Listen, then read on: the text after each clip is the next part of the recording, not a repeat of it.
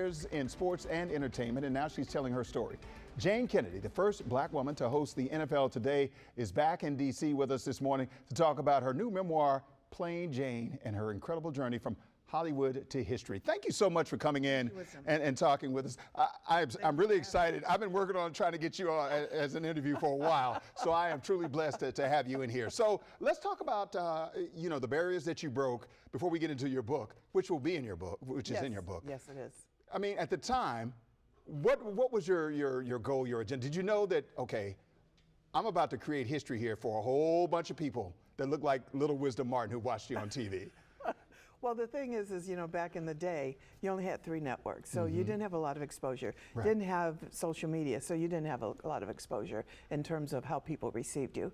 So it was really different back then to get a job like as influential as the NFL Today. I knew how big that was, but I had no idea how much of an impact it would have on my career. Right.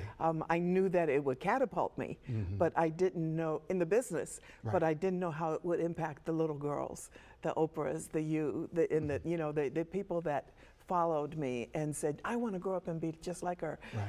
Look, there's a black girl on TV. Right. I can do that too. Maybe I can do that.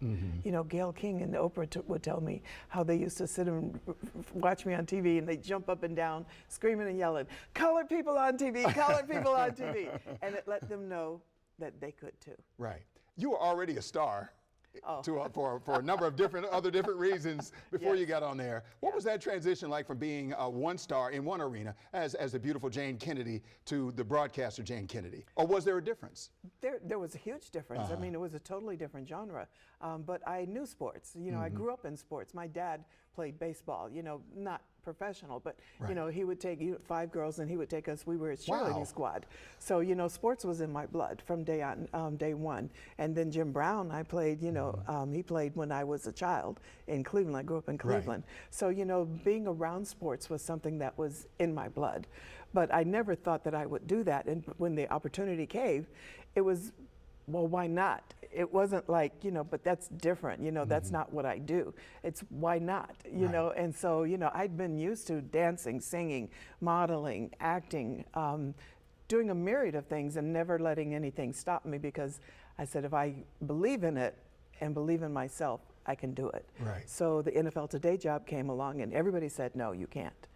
But I kept pushing. And even when they signed me, they only signed me to a 6-week contract. Really? Probably figuring that I was going to fail.